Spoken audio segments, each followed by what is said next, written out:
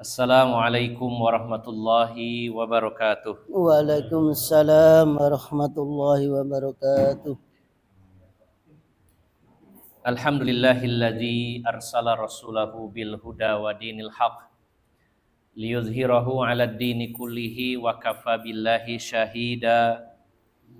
Asyhadu an la ilaha illallah wahdahu la syarikalah wa asyhadu anna Muhammadan abduhu wa rasuluhu la nabiyya ba'dah. Allahumma salli wa sallim wa barik ala nabiyyina Muhammadin Allahumma sholli ala wa ala alihi wa sahbihi ajma'in. Wa qala Allah ta'ala fi kitabihil karim, ya ayyuhalladzina amanu taqullaha haqqa tuqatih wa la tamutunna illa wa antum muslimun, amma ba'd. Bapak-bapak dan ibu-ibu yang dimuliakan Allah Subhanahu wa taala, alhamdulillah kita sangat bersyukur kepada Allah Subhanahu wa taala. Pada malam hari ini kita kembali bertemu dan berkumpul di tempat ini bersama-sama untuk belajar bersama-sama, juga saling menasehati dan juga bersama-sama untuk mencari tahu bagaimana sikap kita dengan kejadian-kejadian yang menimpa kita. Karena salah satu solusi menghadapi permasalahan hidup adalah ar-ruju ilal ulama, yaitu kita kembali kepada para ulama, kita hadir di majelis ilmu agar kita mendapatkan pencerahan, agar kita bisa mengambil sikap dengan apa yang sedang terjadi pada saat ini. Bapak Ibu yang dimuliakan Allah Subhanahu wa taala, kalau kita cermati, kita ikuti perkembangan, maka dari hari ke hari dunia ini semakin lama semakin banyak keruwetan, semakin banyak hiruk pikuk, semakin banyak keributan yang terjadi. Maka ini merupakan sunatullah, di mana semakin dekat dengan kiamat, maka semakin banyak kerusakan, keburukan, kemudian fitnah-fitnah, percekcokan, bahkan dalam skala yang lebih berat yaitu banyaknya peperangan-peperangan. Nah, maka termasuk di negeri kita saat ini, jika kita mengikuti perkembangan berita, maka dari semua sisi, semua bidang, ya, isinya apa? Ribut. Ya, dari masalah ekonomi banyak keributan, masalah politik lebih ribut lagi, ya, pembahasan tentang hutang negara, tentang korupsi, rencana reformasi kepolisian, kemudian juga masalah ijazah palsu. Wah, rame terus ya tiap hari itu. Belum lagi di bidang lain, bahkan ribut juga perkara yaitu akan adanya perlombaan senam internasional yang ada diadakan di Jakarta, di mana pemerintah mencabut visa, artinya tidak mengizinkan atlet-atlet Israel untuk datang ke negeri ini. Ini juga ribut, ya. Ada yang pro, ada yang kontra dengan kebijakan ini, ada yang senang, ya, ada yang marah. Nah, kita termasuk yang mana, Pak? Senang, ya. Gak jadi datang, senang sekali, alhamdulillah. Tapi yang jelas banyak keributan. Banyak keributan dalam segala hal hari ini. Nah, di satu sisi kalau kita ndak mau peduli, wis pusing, wis ngurusi macam-macam, wis gak ngereken, maka bisa jadi di sana ada perkara-perkara yang berkaitan dengan Islam dan kaum muslimin yang harus mendapat perhatian kita. Tetapi kalau kita terlalu masuk, kadang-kadang menguras energi, pikiran, ruwet, udah mikir ya rumah tangga, mikir anak, mikir istri, mikir suami, mikir cari uang, ketambahan mikir yang macam-macam, ruwet. Maka disinilah pentingnya kita melakukan filter, saringan. Mana hal-hal yang perlu kita perhatikan, kita pikirkan, kita memberikan kontribusi di sana, mana perkara-perkara yang tidak penting dan kita abaikan saja.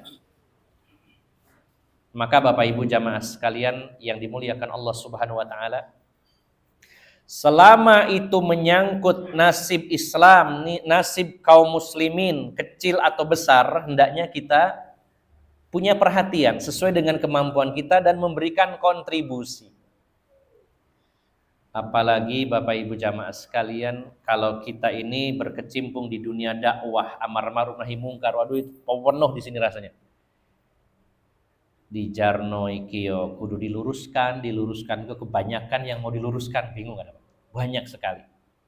Nah, maka disinilah pentingnya kita merapat, berkumpul, bertemu, belajar bareng, bertemu dengan ulama, kita mendapatkan pencerahan, kita mendapatkan ilmu, sehingga kita bisa menentukan sikap kita harus bagaimana dengan setiap kejadian yang ada pada hari ini.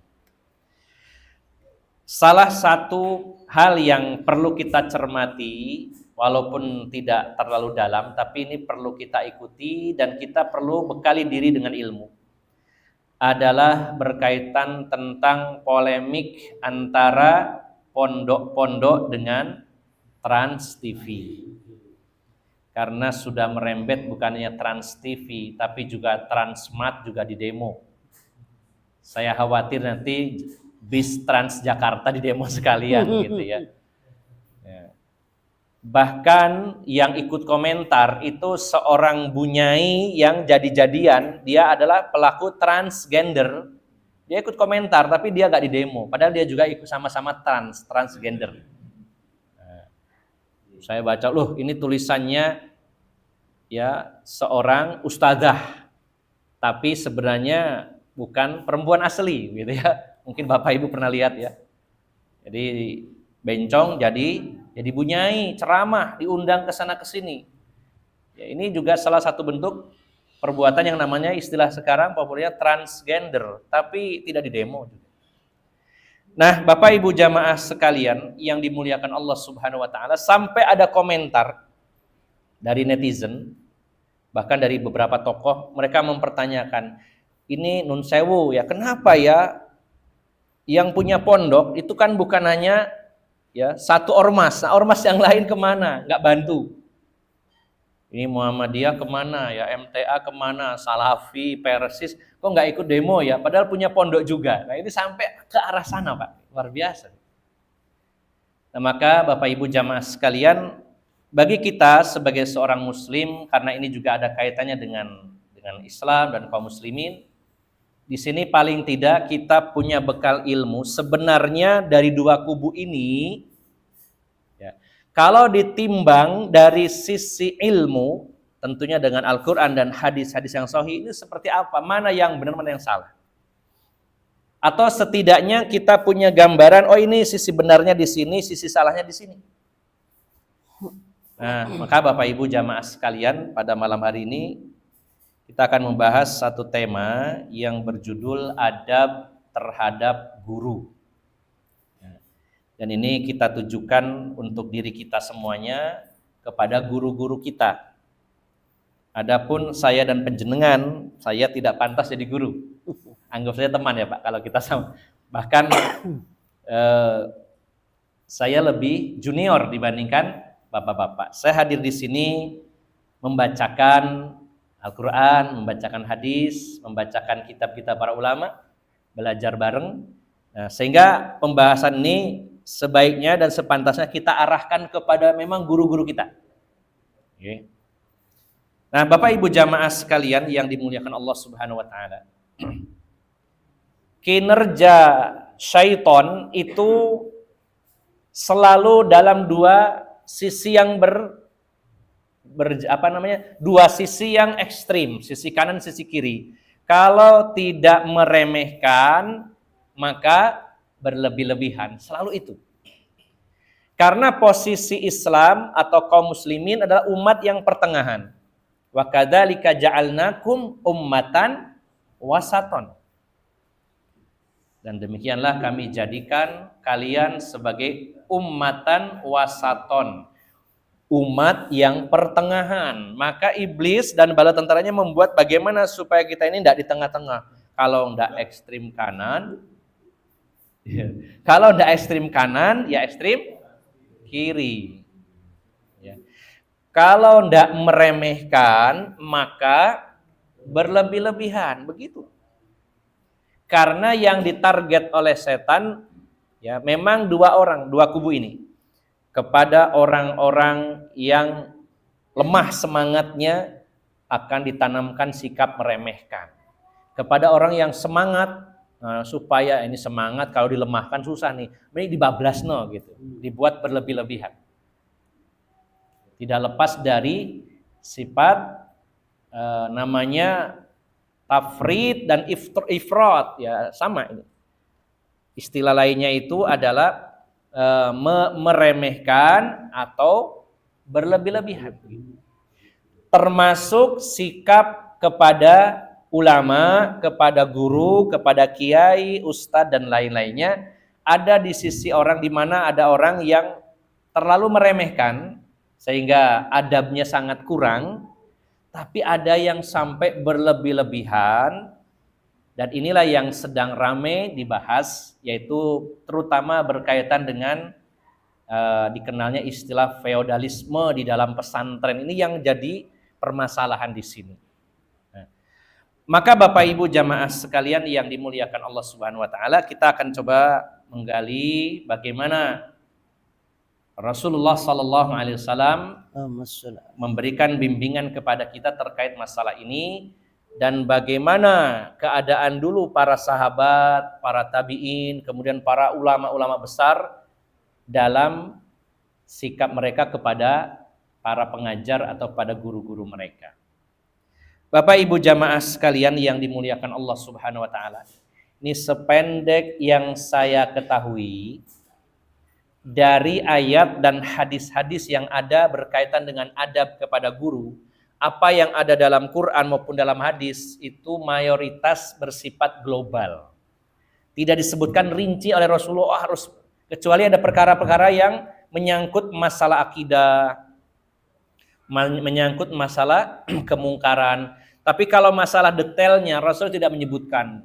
Maka itu dipraktekkan oleh para sahabat dan juga disaksikan oleh Rasulullah SAW. Yang disampaikan Rasulullah lebih global. Contohnya yang pertama diantaranya dalam hadis yang diriwayatkan Imam Ahmad, Rasulullah SAW bersabda, "Laisa minna man lam yajil kabirona wa yarham saghirona wa ya'rif li'alimina haqqahu." Bukan termasuk golongan kami siapa saja yang tidak memuliakan, menghormati orang yang lebih tua dan tidak mengasihi, menyayangi yang lebih muda, dan tidak mengetahui hak-hak orang-orang alim, guru-guru kita. Nah, ini disebutkan dalam hadis ini ada 3 hal, di mana Rasulullah menegaskan di awal hadis, laisa minna, bukan termasuk golongan kami. Ini perlu dijelaskan syarah hadis ini, karena sebagian orang ada yang serampangan memahami laisa minna, bukan golongan kami. Kami di sini adalah muslim. Berarti bukan golongan muslim berarti kafir. Padahal yang dipahami dalam konteksnya hadis ini ada kalanya tergantung perbuatannya dulu. Kalau ada kalimat Rasulullah mengatakan laisa minna, dilihat di belakangnya kalimatnya seperti apa, pelanggaran apa yang dilakukan. Ya. Kalau pelanggaran itu pada perkara-perkara yang usul, pokok-pokok agama, masalah akidah, maka bisa dipahami laisa minna berarti laisal muslim. Laisa minal muslimin. menyebabkan orangnya kafir. Tapi ada kalanya perbuatan itu tidak menyebabkan orang sampai kafir, sampai keluar dari Islam, sehingga kalimat laisa minna seringkali diartikan maksudnya adalah laisa minna itu adalah bisa jadi yang pertama ya, bukan orang yang seperti kami, yang dimaksud Rasulullah laisa mithlina. Ini pengertiannya. Ini yang pertama. Ya. Seperti dalam hadis ini, orang yang tidak menghormati orang tua, wah kalau bukan golongan kami kafir, ini tentu tidak sampai sejauh itu. Orang yang nggak hormat kafir sampean, wah, berat. Nggak sayang sama yang muda, kafir ini. Tidak menghormati guru, tidak memberikan hak-haknya guru, kafir. Maka ada pengertian lain bahwa laisa minna adalah laisa mislina. Orang ini tidak mirip dengan kami, kata Rasulullah. Ini yang pertama. Yang kedua, yang dimaksud laisa minna artinya bukan termasuk golongan kami. Di sini ada kekurangan dalam keislamannya, kurang sempurna Islamnya.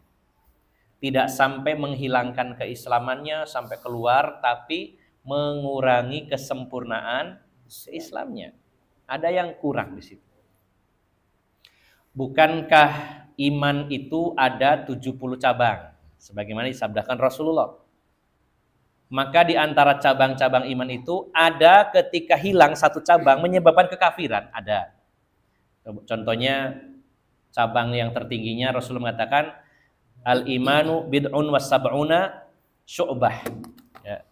Sesungguhnya iman itu kata Rasulullah ada 70 cabang. Dan beliau menyatakan fa'a'laha kalimatu la ilaha illallah wa adnaha imatatul adza anit thariq. Cabang iman yang paling tinggi dari 70 itu adalah kalimat la ilaha illallah. Dan cabang paling rendahnya adalah menghilangkan gangguan di jalan. Dan dalam hadis yang lain Rasulullah mengatakan wal haya'u syu'batum minal iman, dan malu adalah bagian dari cabang iman. Nah, ada kalanya kalau cabang iman itu hilang walaupun cuma satu cabang menyebabkan orangnya kafir. Contohnya apa? La ilaha illallah kalau hilang dari diri seseorang, dia tidak memiliki la ilaha illallah, ya batal Islamnya, kafir. Tapi ada kalanya kalau cabang itu hilang dari diri seseorang hanya mengurangi kesempurnaan imannya saja, tidak sampai menghilangkan imannya. Contohnya malu itu cabangnya iman. Kalau orang tidak punya malu, apakah dihukumi tidak punya iman? Kafir? Nah, tidak sampai sejauh itu. Hanya tidak sempurna atau kurang sempurna keislamannya. Maka dalam hadis ini yang dimaksud laisa minna bukan golongan kami, artinya imannya kurang sempurna, ada yang kurang dari imannya. Siapa mereka? Yang tidak menghormati orang yang lebih tua. Apapun posisi kita Bapak Ibu jamaah sekalian, mau pejabat, mau ustadz, kalau ada yang lebih tua, dia memang pejabat, punya hak dihormati. Dia memang dai ustadz, punya hak dihormati. Tapi kalau lebih muda, maka yang lebih tua darinya, dia punya hak untuk dihormati. Bukan berarti sampeanku masih umur 70, aku 40, tapi kan aku ustadz. Nah, enggak. Dalam hal ini beda-beda haknya. Oh, ini haknya sebagai ustadz. Nah, yang lebih tua dari ustadznya punya hak sebagai orang yang lebih tua. Tetap ada hak di sana yang harus dipenuhi, harus hormat. Ya. Hormatnya dari sisi umurnya lebih tua. Bahkan Rasulullah SAW dalam hadis Bukhari, kalau kita menghaji kitab Sahihul Adabil Mufrad, Sahihul Adabil Mufrad karya Imam Bukhari tentang adab, maka di sana ada beberapa hadis yang menjelaskan tentang menghormati orang tua itu. Di antaranya kalau dalam sebuah forum, maka yang muda jangan sampai berbicara lebih dulu dibandingkan yang lebih tua. Ya, ketika ada 3 orang sahabat melaporkan kejadian pembunuhan ya, Abdullah bin Sahal di Khaybar, maka saudaranya Abdurrahman bin Sahal waktu itu dengan 2 sahabat lainnya yang lebih tua itu bicara lebih dulu, maka Rasulullah menegurnya, dengan mengatakan kabir al-kubro, tuakan yang tua, kamu jangan ngomong duluan. Ini 3 orang, kamu paling muda, diam dulu, yang tua duluan. Bahkan Ibnu Umar ketika Rasulullah Shallallahu Alaihi Wasallam Allahumma shalli alaihi. memberikan tebak-tebakan dalam arti tebakan yang bersifat ilmu. Dalam hadis Bukhari, Rasulullah mengatakan, wahai para sahabat, ada sebuah pohon yang sangat layak dijadikan ya perumpamaannya seorang mukmin, di mana buahnya tidak menunggu musim, setiap saat berbuah. Tu'ti ukulaha kullahinin biidni rabbiha, kata Rasulullah. Dia berbuah setiap waktu atas izin Tuhannya. Daunnya tidak pernah berguguran. Nah, kira-kira pohon apa ini yang paling cocok? Ciri-cirinya adalah mirip karakternya seperti orang beriman, kemudian buahnya tidak mengenal musim, kemudian daunnya tidak berguguran. Maka di situ Ibnu Umar mengatakan dalam hatinya, oh, ini pohon kurma ini. Tapi beliau diam. Kenapa? Sungkan ada Abu Bakar, ada Umar di situ. Dan setelah itu tidak ada yang bisa menjawab. Dan Ibnu Umar tidak menjawab, diam saja. Karena Abu Bakar dan Umar tidak menjawab, diam. Kecuali kalau diizinkan. Nah, karena tidak diizinkan, beliau diam. Sampai waktu pulang bersama ayahnya Umar, Ibnu Umar mengatakan, ya tadi itu sebenarnya saya tahu jawabannya, tapi saya diam saja. Loh, kenapa kamu diam? Oh, kalau kamu jawab saya senang. Ya karena tadi kan ada sampean ayah, ada Abu Bakar, senior saya tidak berani. Nah, ini contoh yang dilakukan dari kalangan sahabat, betapa mereka memuliakan, menghormati orang-orang yang lebih tua. Bahkan di dalam hadis disebutkan, kalau ada pemilihan pemimpin, kalau kompetensinya, ya istilahnya kemampuannya itu mirip-mirip, cari yang paling tua. Kecuali ini ada yang tua tapi sangat minim kemampuan memimpinnya, ini ada yang muda, tidak masalah. Tapi kalau kurang lebihnya rata-rata di antara orang-orang tersebut, pilih yang paling tua. Kenapa? Kata dalam hadis itu dijelaskan, kalau yang memimpin tua maka dia seperti ayah kalian, ada sikap sebagai ayah, ya, mengayomi, menaungi yang dipimpinnya.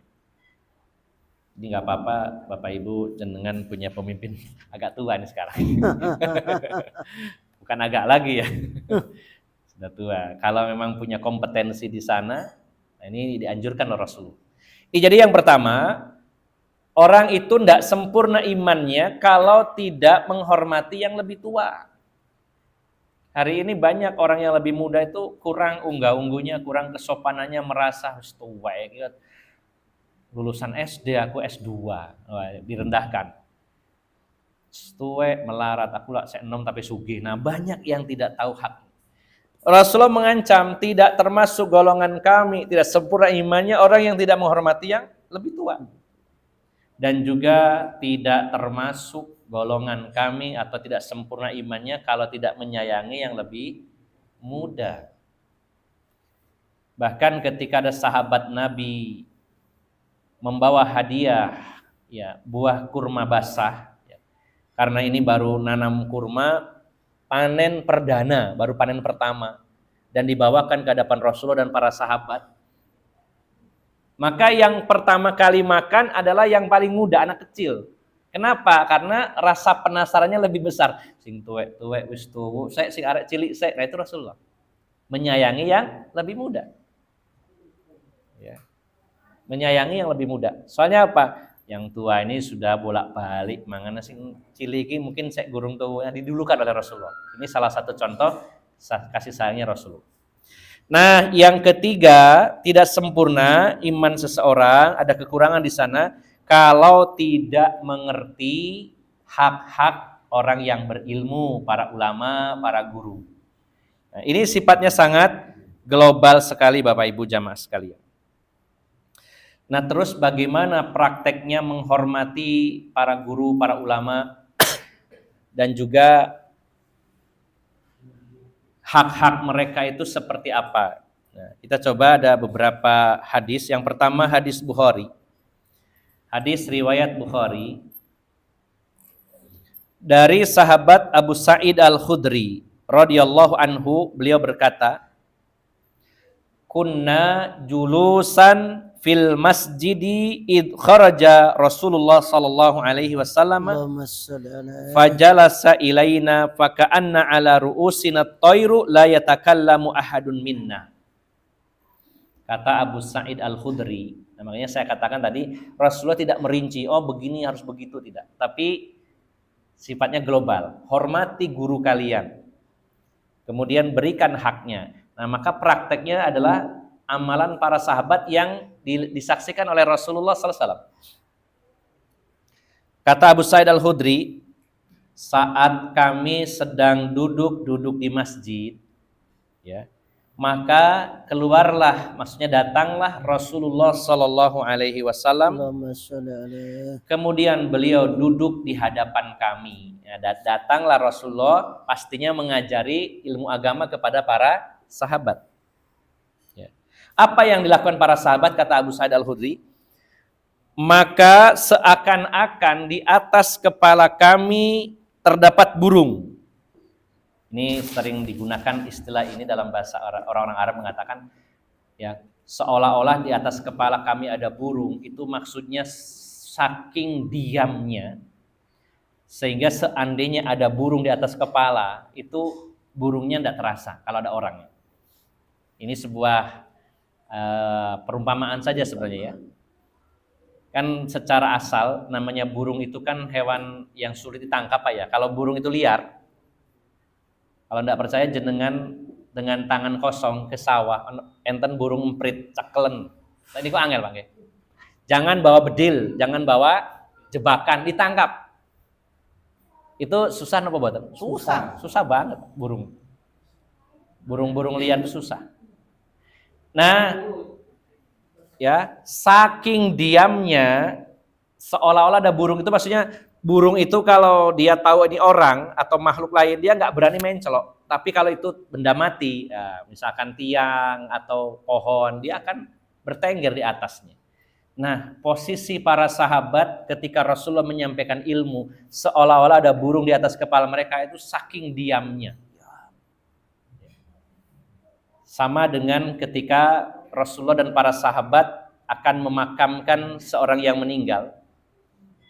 Karena proses penggalian kuburnya belum selesai, ketika sampai di pemakaman, yang gali kubur itu belum selesai, maka Rasulullah menunggu. Ya, menunggu di luar pemakaman, nunggu sebentar. Rasulullah dan para sahabat duduk. Nah, maka kata para sahabat, di antaranya sahabat yang menjadi saksinya adalah sahabat Bara' bin Azib dalam hadis riwayat Imam Ahmad. Beliau mengatakan, kami diam seolah-olah di atas kepala kami ada burung. Jadi Bapak Ibu jamaah sekalian, kata Abu Sa'id Al-Khudri, ya, bagaimana memenuhi haknya para ulama, para guru itu, ini dicontohkan oleh para sahabat ketika Rasulullah datang, duduk di hadapan para sahabat, akan menyampaikan ilmu, maka para sahabat tidak ada seorang pun yang berbicara. Diam. Maka ini adalah sebuah penggambaran hormatnya para sahabat kepada guru mereka, yaitu Rasulullah Muhammad sallallahu alaihi wasallam. Maka Bapak Ibu jamaah sekalian yang dimuliakan Allah Subhanahu wa taala, ini salah satu adab yang kadang-kadang banyak dilanggar oleh kaum muslimin. Ketika ngaji itu ngobrol. Ketika ngaji ngobrol. Coba bayangkan panjenengan berbicara kepada orang, orangnya malah ngobrol. Ini bukan dalam ngaji, Pak, yang ngobrol biasa. Jenengan ngomong, "Mas," terus gak direken. Dia malah ngobrol sama orang lain. Kira-kira perasaannya gimana? Nah, apalagi ngajinya cuma setengah jam, ya. Kemudian dibuat ngobrol, hilang. Nah, ini adalah salah satu pengamalan para sahabat. Rasulullah memang tidak merinci, sahabat, cara menghormati guru itu gini ya, kalau ada guru kalian diam. Tidak, Rasulullah tidak menyebutkan seperti itu. Tapi dipraktekkan oleh para sahabat dan disaksikan oleh Rasulullah Sallallahu Alaihi Wasallam ketika Rasulullah datang dan duduk mau menyampaikan ilmu, seperti ada burung di atas kepala para sahabat itu. Nah, jadi ini sebenarnya bentuk penghormatan santri kepada kiai. Salah satunya adalah Ketika kiainya ndawuh berbicara, maka diam. Tidak bercanda, ya, tidak menggoda temannya, kemudian tidak ngobrol, ditunda ngobrolnya nanti buyar baru ngobrol. Nah, itu. Ini mari kita bersama-sama kita pegang adab ini agar kita tidak mendapat ancaman laisa minna. Kemudian Bapak Ibu jamaah sekalian yang dimuliakan Allah Subhanahu wa taala. Nah, berikutnya dicontohkan oleh para sahabat yaitu Ibnu Abbas. Ibnu Abbas itu kita tahu betul track record beliau, bagaimana prestasinya beliau. Beliau adalah ahli tafsir nomor 1 di kalangan Islam, kaum muslimin. Orang yang paling paham Al-Quran setelah Rasulullah SAW adalah Ibnu Abbas. Dia orang yang alim. Didoakan oleh Rasulullah SAW dengan doanya, Allahumma faqihu fid din wa 'allimhu ta'wil. Ya Allah, berilah kefahaman ilmu agama untuk Ibnu Abbas dan berikan ilmu tentang tafsir, takwil Al-Quran. Makanya di zaman Khalifah Umar ibn Khattab, beliau diangkat menjadi salah satu penasehat khalifah, sedangkan penasehat lainnya selain beliau adalah para sahabat senior, rata-rata sahabat yang pernah ikut perang Badar bersama Rasulullah sallallahu alaihi wasallam. Dan ketika diminta menafsirkan surat Idza Jaa Nasrullahi wal Fath, maka sebagian dari penasehat senior itu menjawab hanya apa yang tersurat saja, menjelaskan apa yang tersurat. Sebagiannya lagi malah diam, tidak bisa. Sedangkan Ibnu Abbas yang masih muda waktu itu menjelaskan kepada Khalifah Umar apa yang tersirat dari surat Idza Jaa Nasrullahi wal Fath. Ini menunjukkan beliau sangat alim. Nah, dan selain beliau alim, beliau itu adalah termasuk salah satu ahlul bait, keluarga Rasulullah SAW. Karena Abbas adalah paman Rasulullah SAW. Berarti Ibnu Abbas, putranya Abbas, yaitu sepupunya Rasulullah SAW. Namun karena di sana ada yang dianggap oleh Ibnu Abbas lebih alim, yaitu Zaid bin Thabit. Ya, para sahabat pun belajar kepada sahabat yang lain. Artinya mereka saling mengajar di antara mereka. Oh, yang punya ilmu tentang ini tahu dari Nabi SAW hadis, yang lain tidak mendengarnya, maka mencari ilmunya kepada sahabat yang lain. Jadi mereka selain berteman juga memposisikan diri, ada yang jadi guru, ada yang jadi muridnya. Maka posisi Zaid bin Thabit Al-Ansari, ini sahabat Ansar, begitu tinggi. Maka pernah Ibnu Abbas itu ya menuntun ya tali kendaraannya atau unta atau kudanya Zaid bin Thabit. Jadi Zaid bin Thabit ada di atas kuda, nah dituntun oleh Ibnu Abbas. Padahal Ibnu Abbas juga orang yang berilmu. Ketika orang-orang bertanya, kenapa Anda lakukan ini? Kok menuntun tali kendaraannya Zaid bin Thabit Al-Ansari? Maka apa jawaban Ibnu Abbas? Hakadha amarona an naf'ala bi ulama'ina. Seperti inilah yang diperintahkan kepada kita ya untuk memperlakukan ulama-ulama kita. Jadi dituntun. Ya. Nah, ini padahal yang nuntun juga seorang ulama sahabat dari kalangan sahabat Nabi sallallahu alaihi wasallam. Kemudian Bapak Ibu jamaah sekalian, ini juga dicontohkan oleh para tabi'in, para tabi'ut tabi'in. Ya. Berkata Abdurrahman bin Harmalah al-Aslami. Ini di zamannya para tabi'in. Salah satu tabi'in ada yang bernama Sa'id ibnul Musayyib. Beliau tabi'in yang tinggal di Madinah dan ulamanya Madinah di zaman para tabi'in. Generasi setelah para sahabat Nabi sallallahu alaihi wasallam. Nah, maka ulama-ulama Madinah menyatakan Sa'id ibnul Musayyib adalah tabi'in terbaik menurut ulama Madinah karena beliau juga orang Madinah, tinggal di Madinah. Walaupun ulama Irak mengatakan oh yang terbaik di antara tabi'in adalah Imam Hasan Basri karena Basro adalah di Irak ya. Jadi ulama Irak mengatakan Hasan Basri nomor 1. Ya. Tapi ulama Yaman mengatakan tabi'in terbaik ya Uwais Al-Qarni dari Yaman. Jadi wajar lah biasa. Tapi tiga-tiganya adalah orang mulia. Para tabi'in pilihan. Kita tidak akan mempertentangkan, ya biasalah tidak ada kecap itu nomor 2, nomor 1. Biasa. Tapi tidak masalah. Memang ketiganya adalah orang yang mulia. Nah, seorang saksi mata di kalangan tabi'in ya menyaksikan bahwa beliau mengatakan makana insanun yaztari'a ala Sa'id ibn al-Musayyib yas'aluhu an syai'in hatta yasta'dzanahu kama yasta'dzanal amir. Ya. Kata tadi siapa, Abdurrahman bin Harmalah mengatakan, maka di antara jamaah yang mengaji kepada tabi'in yaitu Sa'id ibn al-Musayyib, ya, mereka itu tidak akan pernah berani bertanya kepada Sa'id ibn al-Musayyib sebelum mendapatkan izin sebagaimana seorang raja memberikan izin. Jadi saking hormatnya kepada guru, kalau belum diizinkan silakan ada yang mau tanya, itu tidak berani nanya. Walaupun banyak pertanyaan. Nah, ini kadang-kadang kita temui di majelis-majelis itu, bahkan belum sesi tanya jawab, ustadznya lagi ceramah tengah-tengah, Ustadz saya mau tanya. Itu ada yang seperti itu, Pak.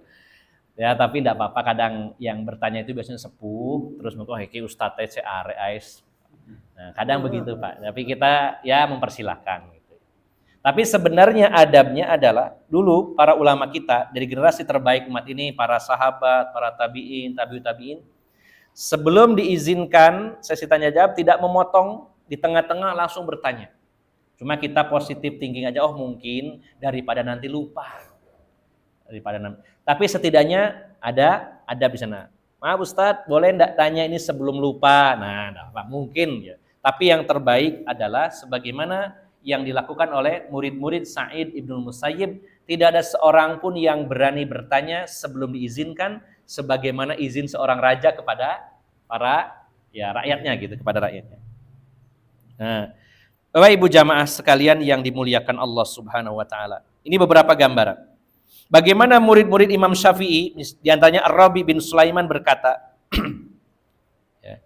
Ma wallahi ijtara'tu an ashrabal ma wasyafi'i yanduru ila haibatunlah. Ya. Demi Allah, saya tidak berani minum air di hadapan Imam Syafi'i ketika beliau melihat saya. Monggo Pak, Bapak minum air. Ini contoh saja ya. Tidak apa-apa kalau saya dikasih minum, Bapak minum santai saja. Kan tadi saya sudah bilang, jangan anggap saya guru ya, teman saja. Tidak apa-apa. Jadi boleh minum Pak, boleh. Ini yang dicontohkan oleh murid-murid Imam Syafi'i. Ketika Imam Syafi'i menyampaikan ilmu, serius murid-murid itu sampai mau minum aja sungkan kalau dilihat. Nah, kalau nggak dilihat nggak apa-apa. Ketika dilihat Imam Syafi'i, sungkan. Sebenarnya ingin minum tapi dilihat Imam Syafi'i. Tahan dulu. Ini diantaranya apa yang dilakukan oleh para pendahulu kita. Ya. Nah, Bapak Ibu jamaah sekalian yang dimuliakan Allah Subhanahu Wa Taala. Ketika itu Imam Syafi'i jadi gurunya, tapi ketika Imam Syafi'i ketika jadi murid, salah satu guru beliau adalah Imam Malik. Nah, maka Imam Syafi'i mengatakan, ya, kuntu asfahul waraqata baina yaday Malik sofhan rafiqan haibatan lahu li alla yasma'u waqa'aha.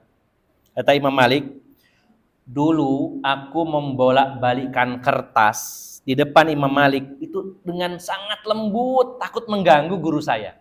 Jadi sampai pelan-pelan ini nah, supaya nggak kedengaran oleh Imam Malik yang sedang menyampaikan ilmu.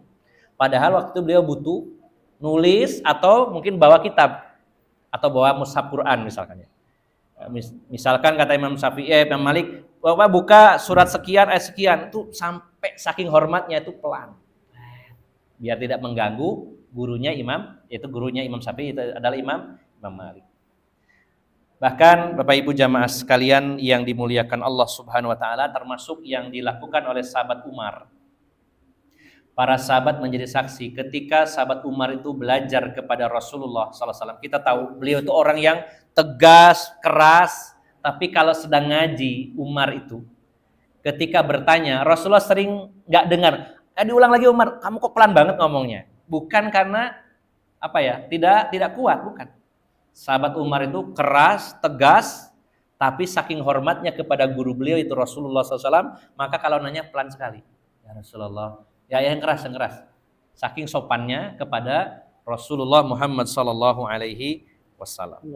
Nah, ini adalah di antara adab para sahabat, para tabiin, para ulama-ulama kita. Ya.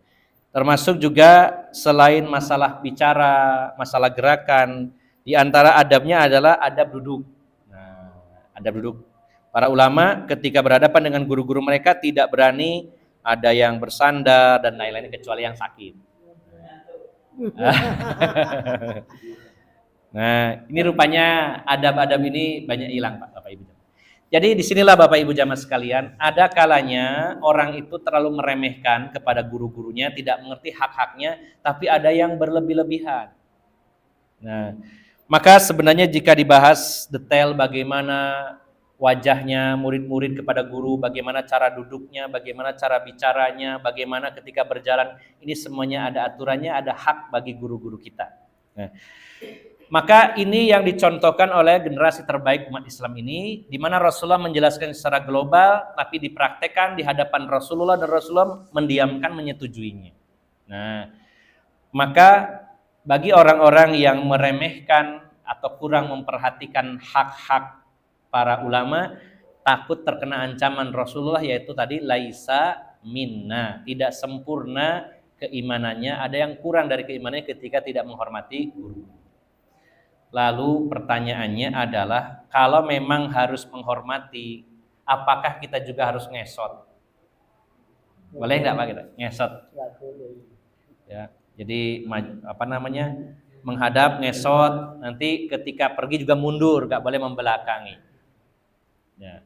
Ini sampai hari ini perdebatan tentang ini juga belum berhenti, Pak. Yang melakukannya tetap bersikukuh bahwa ini adalah adab. Ya. Maka Bapak Ibu jamaah sekalian, walaupun kita diperintahkan untuk memberikan hak guru-guru kita, para ulama kita harus menghormati dan memuliakan mereka, tapi juga ada aturan-aturan yang tidak boleh kita langgar. Di antaranya, satu, Rasulullah melarang menghormati seseorang dengan berdiri. Yang mulia masuk ke dalam ruangan, diharap hadirin berdiri semuanya. Berdiri dalam penghormatan ini Rasulullah melarang. Kecuali berdiri dalam rangka menyambut. Ada gurunya, ada temannya masuk, Assalamualaikum, kita langsung berdiri, mempersilakan, nyalamin, itu tidak masalah. Tapi ini berdiri seremonial, nggak ada tujuan apa-apa, cuma berdiri dalam penghormatan. Ini Rasulullah melarang. Kemudian yang pasti jangan ruku dan sujud kepada manusia atau gerakan yang menyerupai ruku dan sujud. Ya. Jadi kalau membungkuk sampai seperti ruku ini dilarang. Apalagi sampai sujud. Nah, cium tangan bagaimana? Ya. Ada hadis yang melarang, namun hadis ini masih diperdebatkan. Sebagian ulama mendhaifkannya, sebagian lagi menganggapnya hadis hasan. Nah, yang saya ketahui wallahu alam, masalah cium tangan baik depannya atau bolak-balik ini masih khilaf di kalangan ulama. Ada yang membolehkan, ada yang memakruhkan minimal. Nah, kalau amannya ya kalau kita mau amanah biar daripada salah mending salaman biasa gitu ya. Tapi tidak bisa saya menyatakan bahwa dilarang karena ada hadisnya.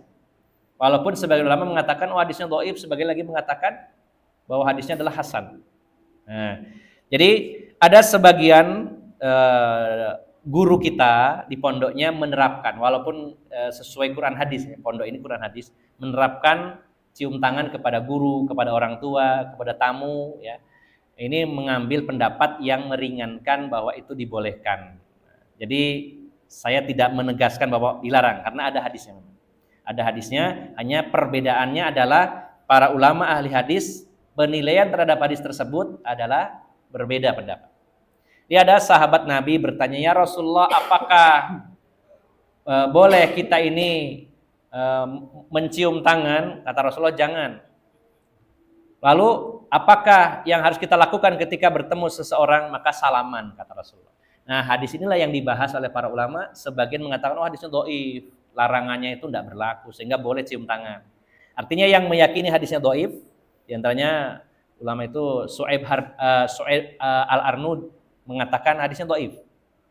Hadisnya dhaif sehingga boleh mencium tangan. Tapi sebagai lagi hadisnya hasan walaupun tidak sampai derajat sahih, hasan bisa diamalkan. Kalau diamalkan berarti tidak boleh. Maka di sini diringankan saja, kita tidak memperbesar masalah ini. Bagi yang mengamalkan ya berarti dia meyakini bahwa hadis ini dhaif, tidak dilarang.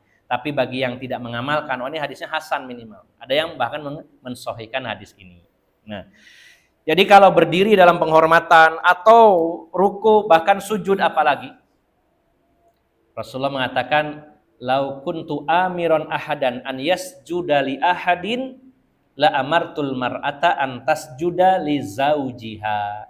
Seandainya sujud ya, itu dibolehkan, seseorang sujud kepada orang lain, kalimat seandainya dibolehkan berarti tidak boleh kan gitu ya. Rasulullah mengatakan seandainya sujud itu dibolehkan, kita sujud kepada manusia dibolehkan, sungguh aku akan perintahkan para istri sujud kepada suami. Kenapa ya tidak anak sujud kepada orang tua atau murid sujud kepada guru? Ini menunjukkan hak sebenarnya. Hak suami itu ibu-ibu sangat besar. Ya, ibu-ibu, hak suami itu sangat besar. Seandainya tidak dilarang sujud dulu itu Rasulullah akan perintahkan istri sujud kepada suami. Nah, berarti sujud kepada manusia itu dilarang kecuali pada syariat agama sebelum diutusnya Rasulullah sallallahu alaihi wasallam. Ya. Ayah ibu Nabi Yusuf bersama 11 saudaranya pernah melakukan sujud kepada Nabi Yusuf sebagaimana dijelaskan dalam surat Yusuf. Nah, apakah ini jadi dalil? Oh, boleh kalau begitu sujud. Nah, ini adalah syariat yang dimansuh, dihapus karena Rasulullah menegaskan tadi. Kalau ada orang, loh kan malaikat saja sujud sama Nabi Adam, loh. Itu di zaman siapa? Di zaman Nabi Adam ya. Kita ngikuti syariat Rasulullah. Kalau Rasulullah membolehkan ya kita lakukan, kalau Rasulullah mengatakan ini nggak boleh ya kita tinggalkan. Maka ruku, sujud, nah, kita tidak usah melakukannya, tidak boleh. Nah, maka sebenarnya kalau ngesot ini ya memang tidak dicantumkan dalam hadis adanya ngesot, tapi ya perbuatan ngesot ini pada asalnya adalah dilakukan orang-orang kepada raja-raja ya. Karena memang ini dipopulerkan sebenarnya di Mataram Islam. Maka Bapak Ibu jamaah sekalian yang dimuliakan Allah Subhanahu wa taala, walaupun tidak disebutkan di situ Rasulullah secara tegas ngesot gitu ya, tapi mengkiaskan dengan ruku tadi ya dilarang, apalagi sujud, maka itu bagian dari penghormatan yang terlalu berlebih-lebihan. Ya, kalau saya pribadi mengambil pendapat ya tidak sampai segitunya. Nah, masih ada pembahasan yang lain sebenarnya Bapak Ibu jamaah sekalian. Contohnya lagi rebutan air minum sisa kiai. Nah, ini kan ngalap berkah ya. Ngalap berkah. Nah, memang ada hadis-hadis Nabi di mana para sahabat ya, ini kalau kita tidak membahas ngalap berkah itu tidak semuanya dilarang ya, tergantung ngalapnya seperti apa dan kepada siapa. Ya. Karena Allah menjadikan dalam beberapa hal itu ada barokah di sana. Bisa berupa perbuatan yang mengandung barokah atau suatu kejadian yang ada barokah di sana. Contohnya perbuatan apa? Sahur. Rasulullah mengatakan tasahharu fa inna fis sahuri barokah. Bersahurlah kalian karena dalam sahur ada barokah. Berarti ini barokah dari perbuatan. Barokahnya datang dari Allah tapi dengan sebab adanya perbuatan yaitu sahur. Kemudian contoh lainnya adalah ya makan, betul ya. Rasulullah mengatakan jangan sisakan makanan karena kalian tidak tahu mana makanan yang mengandung barokah. Nah, itu adalah berkah. Berkah itu adalah zada khairuhu, bertambah kebaikannya. Termasuk juga Rasulullah mengatakan air hujan itu berkah. Termasuk Rasulullah mengatakan ternak kambing itu barokah banyak gitu ya. Nah, maka tergantung. Maka kalau mengatakan bahwa air bekas kiai ada barokah, berarti di situ butuh dalil, Pak. Apakah memang khusus airnya kiai saja yang ada barokahnya? Kalau air bekas orang berarti tidak. Nah, di sini butuh dalil. ada perbuatan sahabat memang dalam beberapa hadis sahih, di antaranya para sahabat ada, tapi tidak selalu, tapi pernah. Ya. Di antaranya ada sahabat ya yang berebut air wudhu bekas Rasulullah Sallallahu Alaihi Wasallam. Kemudian juga ada sahabat yang sahabiah nih ya, mengambil keringatnya Rasulullah sampai diwadahin dalam botol. Ya. Ini biasanya dilakukan oleh Ummu Sulaim, ibunda dari Anas bin Malik, karena Rasulullah kadang mampir ke rumah Anas bin Malik tidur berkeringat, keringatnya dikumpulkan. Dan memang keringat Rasulullah wangi. Salah satu mukjizatnya keringat Rasulullah wangi. Kalau keringatnya Yai ada yang wangi kecuali dicampuri minyak wangi. Nah, termasuk juga sahabat ada yang ketika itu panas, ya, suasana sangat panas, lalu mengambil tangan Rasulullah ditempelkan di pipinya. Jadi mengambil barokah dari fisiknya Rasulullah itu dilakukan oleh para sahabat, walaupun tidak selalu, tapi pernah dilakukan. Nah, inilah yang akhirnya dijadikan dalil bahwa boleh kepada kiai ngalap barokah seperti itu. Padahal Bapak Ibu jamaah sekalian, saya tegaskan bahwa ini adalah sebuah pengkhususan kepada Rasulullah. Kenapa? Karena setelah Rasulullah wafat, para sahabat tidak melakukan itu kepada sahabat yang lain. Para tabi'in tidak melakukannya kepada para sahabat. Tabi'ut tabi'in juga tidak melakukannya kepada para tabi'in. Artinya barokah yang terdapat dalam fisik Rasulullah ini pengkhususan untuk para nabi dan rasul. Jadi kalau kita mengatakan wah ini makanan bekas kiai atau air bekas kiai itu ada barokah di situ, ini membutuhkan dalil. Kalau ilmunya ia mengandung barokah karena ilmu adalah kebaikan. Nah, jadi sebenarnya banyak pembahasan tentang masalah ini, namun ini sudah sebagian dari contoh-contoh sehingga ketika ada kejadian sekarang ini kita bisa bersikap sebenarnya ada hal-hal yang justru sebenarnya itu bukan sebuah penghinaan, bukan sebuah penistaan, tapi itu adalah sebuah kritik yang membangun sebenarnya. Mungkin ada sisi-sisi lain yang harus dibenahi, ya mungkin dirasa sangat keras masukan itu sehingga bukan dianggap masukan ya karena akhirnya sensitif sehingga dianggap itu adalah sebuah bentuk pelecehan, penistaan sehingga butuh digeruduk seperti itu. Maka kita tempatkan sesuai tempatnya. Kalau kita menghormati ulama, ya hukumnya wajib, tapi ada batasan-batasannya sebagaimana yang dijelaskan Rasulullah SAW dan juga dipraktekkan oleh para sahabat, para tabi'in, para tabi'ut tabi'in, para ulama-ulama kita. Ada batasan-batasan dalam hal menghormati dan memuliakan para ulama. Sehingga tidak boleh kita ini meremehkan, merendahkan, tidak boleh juga gulu atau berlebih-lebihan. Ya. Demikian Bapak Ibu jamaah sekalian, ini hanya sebagian kecil dari adab-adab kepada guru-guru kita. Mudah-mudahan kita bisa mempraktekkan dan mengamalkan ilmu ini dan semoga diberi kemudahan oleh Allah Subhanahu wa taala untuk bisa mengamalkannya. Jika kita mempraktekannya, insya Allah akan mendapatkan barokah dari ilmu yang kita pelajari dan salah satu barokahnya adalah kita diberi kemampuan bisa mengamalkan ilmu ketika kita menghormati orang-orang yang memberikan dan menyampaikan ilmu kepada kita semuanya. Demikian, semoga bermanfaat. Mohon maaf atas segala kekurangan. Billahi taufiq wal hidayah. Assalamualaikum warahmatullahi wabarakatuh.